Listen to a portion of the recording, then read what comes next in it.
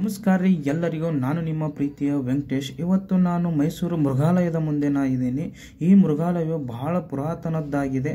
1892ರಲ್ಲಿ ಇದನ್ನು ಸ್ಥಾಪನೆ ಮಾಡ್ತಾರೆ. ಅಂದಿನ ಮಹಾರಾಜರಾದಂಥ ಚಾಮರಾಜೇಂದ್ರ ಒಡೆಯರ್ ಅವರು ಕೇವಲ 10 ಎಕರೆಗಳಲ್ಲಿ ಈ ಮೃಗಾಲಯವನ್ನು ಸ್ಥಾಪನೆ ಮಾಡ್ತಾರೆ.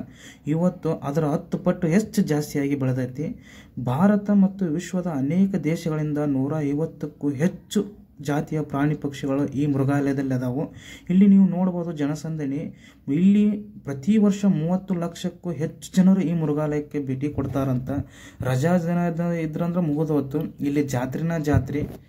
ಮತ್ತು ನಾವು ಈ ಮೃಗಾಲಯದಲ್ಲಿ ಮೊದಲನೇದಾಗಿ ಪಕ್ಷಿಗಳನ್ನು ನೋಡಕ್ಕೆ ಹೊಂಟೀವಿ. ಈ ಪಕ್ಷಿಗಳು ಏನು ಅದಾವಲ್ಲ, ದೇಶ ವಿದೇಶ ಬೇರೆ ದೇಶದಿಂದ ತಂದು ಇಲ್ಲಿ ಪಂಜರದಾಗಿಟ್ಟು ಸಾಕಾಕತ್ತಾರಂತ. ಇಲ್ಲಿ ಇವು ನೋಡ್ರಿ ಲವ್ ಬರ್ಡ್ಸ್. ಇದೇ ಥರ ಹಲವಾರು ಜಾತಿಯ ಪಕ್ಷಿಗಳನ್ನು ಇಲ್ಲಿ ಪಂಜರದಾಗಿಟ್ಟು ಸಾಕಾಕತ್ತಾರ.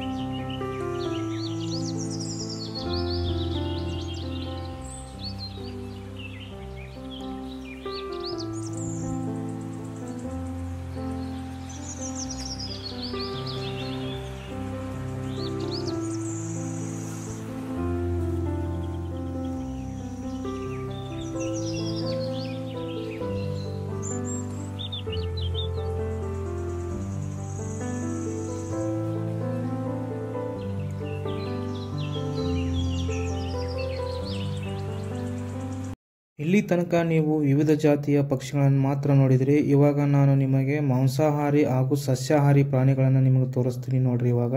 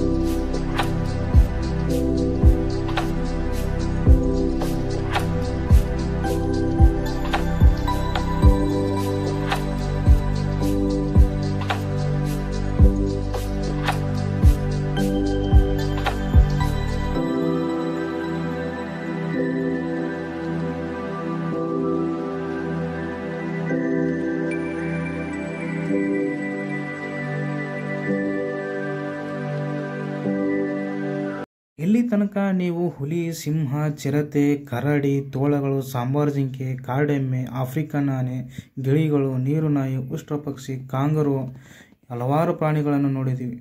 ಈಗ ನಾವು ಗೊರಿಲ್ಲಾನ ನೋಡಕ್ಕೆ ಹೊಂಟೀವಿ. ನಾ ಬರೀ ಸಿನಿಮಾದಾಗ ನೋಡಿದ್ದೆ, ಕಿಂಗ್ ಕಾಂಗ್ ಸಿನಿಮಾದಾಗ. ಇವಾಗ ರಿಯಲ್ ಆಗಿ ನೋಡಕತ್ತೀನಿ. ನೋಡ್ರಿ ಯಾವ ಥರ ಐತಂತ.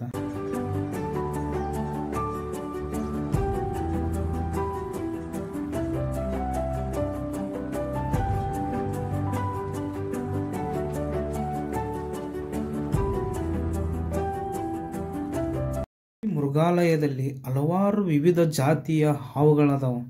ಅವುಗಳನ್ನು ಸಾರ್ವಜನಿಕರಿಗೆ ಯಾವ ರೀತಿಯಾಗಿ ತೋರಿಸಿದ್ದಾರೆ ನೋಡ್ರಿ ಈ ಮೃಗಾಲಯದ ಸಿಬ್ಬಂದಿಗಳು.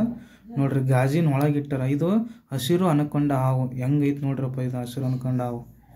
ಮತ್ತು ಅದೇ ರೀತಿ ನಾಗರಾವು, ಕ್ಯಾರೆ ಹಾವು, ಹಸಿರು ಹಾವು ಮತ್ತು ವಿವಿಧ ಜಾತಿಯ ಹಾವುಗಳದಾವು. ಒಂದೊಂದಾಗಿ ನಿಮಗೆ ತೋರಿಸ್ತೀನಿ ನೋಡ್ರಿ ಈ ವಿಡಿಯೋದಾಗ.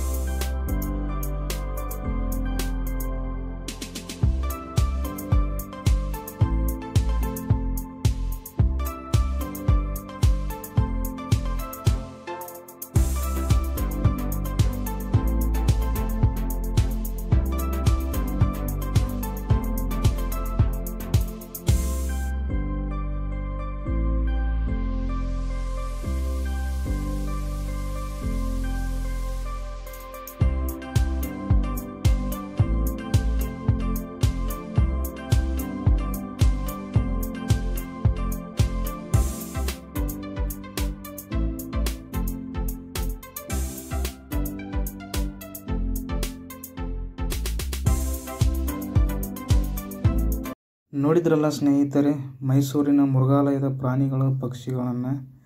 ಇದೇ ಥರ ನಾನು ನಿಮಗೆ ಮುಂದಿನ ವಿಡಿಯೋದಾಗ ಸಿಗ್ತೀನಿ. ಅಲ್ಲಿವರೆಗೂ ಈ ನನ್ನ ಒಂದು ಚಾನಲ್ನ ನೀವು ಸಬ್ಸ್ಕ್ರೈಬ್ ಮಾಡಿ. ನಿಮಗೆ ಈ ವಿಡಿಯೋ ಇಷ್ಟ ಆದ್ರೆ ಲೈಕ್ ಮಾಡಿ, ಶೇರ್ ಮಾಡಿ ಮತ್ತು ನಿಮ್ಮ ಪ್ರೋತ್ಸಾಹ ನಮ್ಮ ಮೇಲೆ ಇರಲಿ ಅಂತ ನಾನು ಮುಂದಿನ ವಿಡಿಯೋದಾಗ ಸಿಗ್ತೀನಿ. ಧನ್ಯವಾದಗಳು.